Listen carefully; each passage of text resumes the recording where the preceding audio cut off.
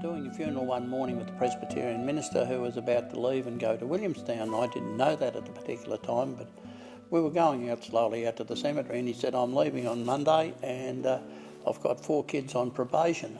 And I've spoken to Mr O'Sullivan at the probation office in Melbourne, and you're taking them over and you're going to be appointed. So I started doing that, and there were 2 other guys in Warrnambool that belonged to St Vinny's, and a lady from the Uniting Church, which was the old Methodist church in those days.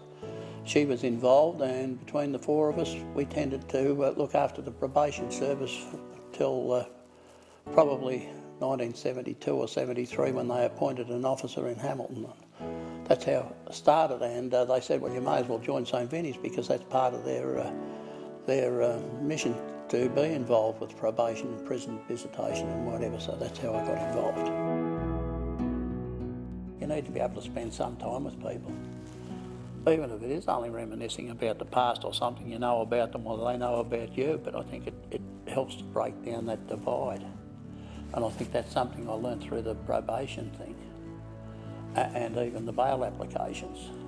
You know, you've met them in other circumstances. Well, about mid-70s, I think somebody left an estate.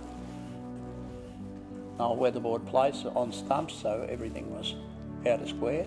And we built a new one, a new 4-bedroom place, built for people with disabilities. So we've got a double bed and an ensuite with that. And we have 3 other bedrooms with 2 single beds in each and a disabled toilet and shower. If it's a welfare agency that's making the recommendation, we accept that. So we have people from McKillop Family Services, the Mirabelle Foundation, Wimmera Health Services. I've even had people from Salvation Army in, and someone from Anglicare. Well, the centre was bought in 1968, and it just gradually grew until today. It's moved to a venue which is owned by the Society. Everything that you could ask for is in it. It's being well cared for, well maintained, and we're fortunate that we've got management and good volunteers. I suppose I wasn't outgoing. Now they tell me you can't shut me up. But however, I think the fact that you were seeing different people every day taught me how to mix and do those things. And you know, I think ultimately it got me involved in other things, which went on forever.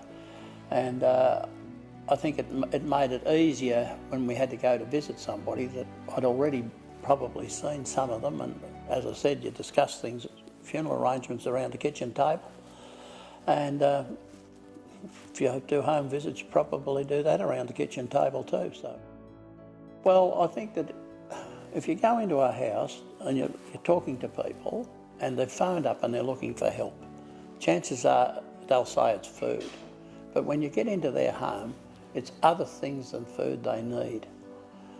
I think if you're in the house, you can see what they've got. If you're observant, you'll probably look where you shouldn't look as you walk down the passageways, and you'll see that some of them haven't got beds and whatever. And you won't find that doing an interview in an office. They'll tell you that food's their problem. And my theory is there's 2 of you. One should do the talking and the other should do the looking.